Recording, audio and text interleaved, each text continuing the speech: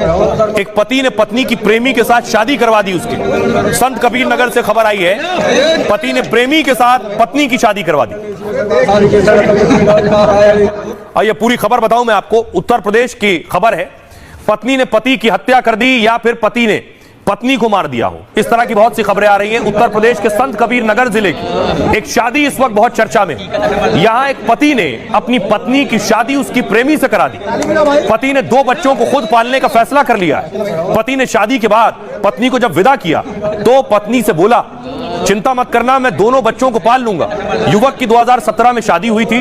7 साल के दौरान पति पत्नी के 2 बच्चे हुए और इस दौरान पत्नी का गांव के एक युवक के साथ प्रेम संबंध शुरू हुआ। महिला अपने प्रेमी के साथ घर से भाग गई। 1 हफ्ते पहले महिला वापस अपने घर लौटी। पति से कहा कि वो अपने प्रेमी के साथ रहना चाहती है। पति पत्नी की प्रेमी से शादी कराने को राजी हो गया और पति पत्नी और उसके प्रेमी को गांव के मंदिर लेकर पहुंचा। पति के सामने महिला और प्रेमी ने एक दूसरे को जयमाल पहनाई। शादी के वक्त महिला की आंखों में आंसू आ गए। पति ने कहा, मैं बच्चों को संभाल लूंगा, तुम प्रेमी के साथ चली जाओ। एक ये भी नजीर तस्वीर है। आइए खबरों में आगे बढ़ते हैं। आज की अगली खबर है, आज संसद में भारी हंगामा और बवाल हुआ। कल मैंने आपको बताया था, राजपूत बनाम दलित करने की कोशिश की राणा सांगा वाले मामले को अखिलेश यादव ने। तो आज संसद में सबसे पहले राज्यसभा की तस्वीर मैं आपको दिखा रहा हूं। राज्यसभा में मल्लिकार्जुन खड़गे बोलने के लिए खड़े हुए और इस मसले को दलित बनाम राजपूत करने की कोशिश की। किसी के ये करो, किसी के बच्चों को मारो, उसका परमिशन नहीं देता। और संविधान जब परमिशन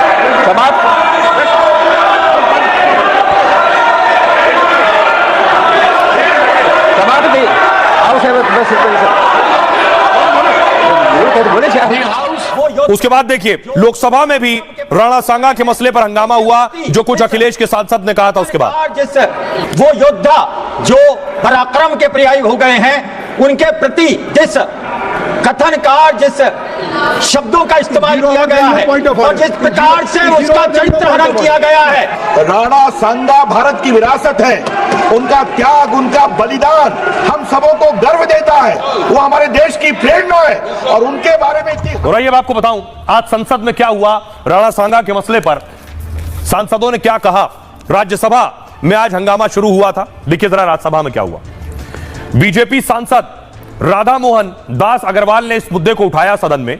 बीजेपी सांसद ने कहा, जब तक कांग्रेस और रामजी सुमन माफी नहीं मांग लेते इस मुद्दे पर समझौता नहीं होगा। सदन में मौजूद बीजेपी सांसद भी हंगामा करने लगे उसके बाद, क्योंकि सपा सांसद ने दोबारा कहा था कि वो अपने बयान पर कायम है, वो अपने शब्दों को वापस नहीं लेंगे और जीवन भर उन पर कायम रहेंगे। जिसके बाद सभापति जगदीप धनखड़ को भी दखल देना पड़ा। उन्होंने सांगा को राष्ट्र